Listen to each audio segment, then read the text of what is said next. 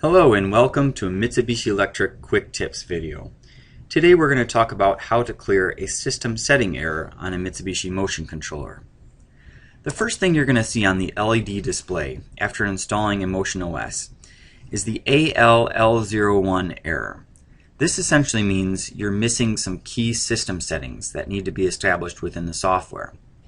So in order to clear that error, let's dive into the Motion software. You go to All Programs, MelSoft Application, MT Works 2, and then MT Developer 2.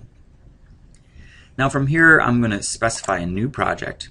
I'm going to select Q172D and then SV22. And here you'd select the OS that you previously installed. Now these are the basic settings. It's a good idea to go through these tabs and have an understanding of what's in each one of them. Most importantly, it's important to make sure that your multiple CPU settings are matching those in the PLC. More details on memory sharing between multiple CPUs in a Mitsubishi system can be found in another quick tips video. So I'm going to go ahead and say OK. Now I'm immediately brought to the system structure. So we're dealing with a system setting error. So it's a very good idea to analyze the system structure and make sure that's correct. So if I double click on the servo network, first thing I want to do is establish at least one servo. You can follow through the rest of the steps for however many servos you have, but once you establish the servo, you're going to want to go into the servo data setting.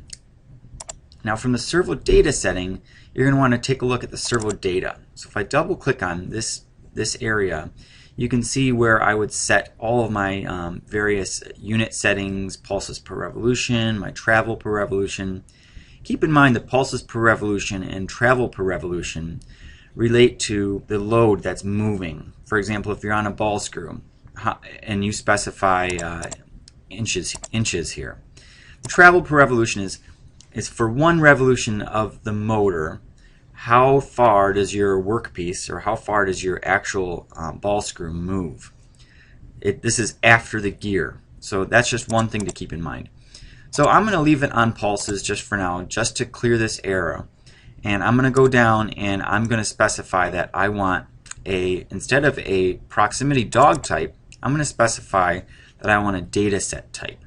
This is going to allow me to do homing without actually using the physical switches on the amplifier.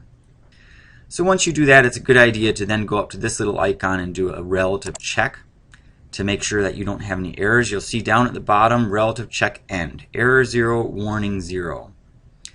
Okay, now the next thing you're going to want to do is write to your controller. So I go to write to CPU, and I'm going to get a screen that then allows me to write. Now, when you specify program memory, it's a good idea to click the parameter program button, but keep in mind the label structures require a memory card. So uncheck that. And then make sure you uncheck a bunch of this data that you're not downloading. Otherwise, you'll get write messages and it gets confusing. So uncheck CAM data, uncheck mechanical system data, servo program. All you're concerned about right now are the system settings, the system set to clear the system setting error. So we're just going to write that. So I'm going to go ahead and execute. You're going to get a bunch of messages that come up that give you kind of some guidelines as far as what the controller, what the OS supports for communication. I'm going to say OK, and then it's going to write. Once you've written, it's important then to reset the PLC by holding the run stop switch all the way over to the left. And then once it's reset, bring it back to run and you'll be back online. Alternatively, you could turn the power off and then turn the power back on, and the system setting error should disappear. Thanks for listening. Stay tuned for more Quick Tips videos.